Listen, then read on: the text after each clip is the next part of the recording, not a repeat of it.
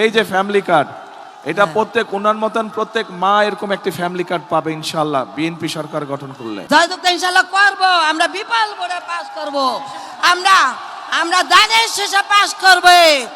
আল্লাহর রহমতে দান আমরা জীবন দিয়ে আল্লাহর রহমতে আমরা দানের শেষে পাস করব ইনশাআল্লাহ। আচ্ছা, তাহলে আপনার ওয়ালাইকুম সালাম, আপনি এই এলাকার ভোটার? কোন জায়গায় বাড়ি? ধরেন এটা, হ্যাঁ এটা ধরেন 95 ওয়ার্ড। আপনার নামটা কি? আমার নাম লিলি। এটা কাছে নিতে হবে মাইক। আমার নাম লিলি।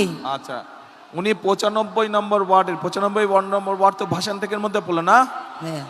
আচ্ছা, তো এখন বোন আমাকে একটু আপনি বলেন, আমরা জুয়েলের কথা শুনেছি একটু আগে, জুয়েল যে বলে গেল ওইখানেই থাকে, তো এই এলাকার মূল সমস্যাটা কি? জি, এখানে স্যার কি আমরা করতে হবে? বিএনপি ইনশাআল্লাহ সরকার গঠন করলে, আমি ইনশাআল্লাহ আপনাদের ভোটে জিতলে কি করতে হবে, মূল কাজটা কি করতে হবে? আসসালামু আলাইকুম।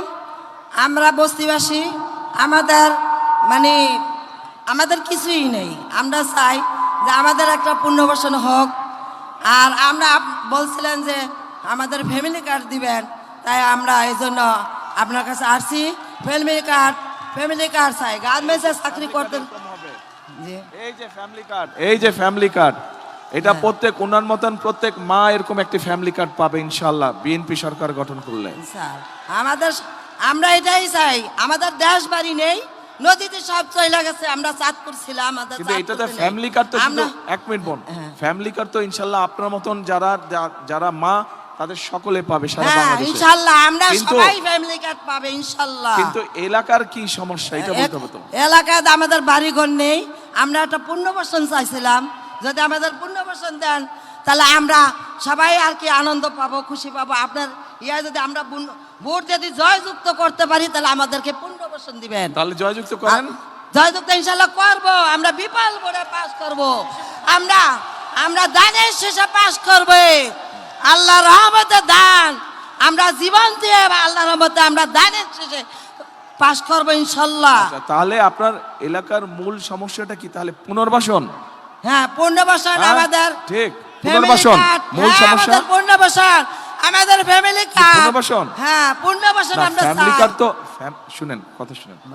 ফ্যামিলি কার্ড তো আপনার মতন মা যারা তাদেরকে দিব, ওটা একটা ব্যাপার।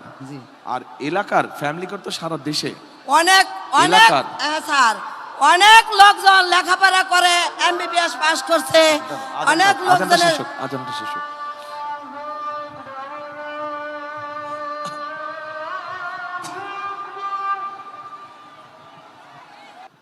ঠিক আছে, এবার মা বলেন আর কি বিষয়? আসসালামু আলাইকুম। আমাদের এইখানে আমার ছেলেই লেখাপড়া করা মাস্টার্স পাস করছে। আমাদের চাকরি দেওয়ার কথা বলছিল, অনেক জায়গায় আমরা গেছিলাম, আমার ছেলের চাকরি হয় নাই। আমরা অনেক লোকজন আছে, অনেক যুবক আছে লেখাপড়া করে চলতেছে, চাকরি দেওয়ার কথা বলছিল, কোনো চাকরি দেওয়া হয় নাই। আপনার কাছে আমাদের অনুরোধ, আর সবাইকে তো আপনি চাকরি দেবে, যারা শিক্ষিত, যাদেরকে চাকরি দেওয়ার জন্য আমি অনুরোধ জানাচ্ছি।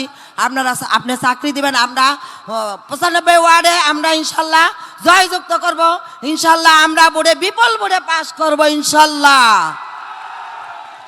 আচ্ছা, তাহলে এই বোন একটা কথা বলেছে যে 1 নম্বর হচ্ছে যে পুনর্বাসন, 2 নম্বর হচ্ছে যে যুব সমাজ বা তরুণ সমাজের অনেক সদস্য আছে যাদের কর্মসংস্থান বা চাকরির প্রয়োজন, তাই তো নাকি? এটা আরেকটা সমস্যা। এই সমস্যা অবশ্যই শুধু ভাষান ঠিক না, এই সমস্যা সারা বাংলাদেশেই কম বেশি আছে, সারা বাংলাদেশেই আছে। আচ্ছা বোন বসেন আপনি।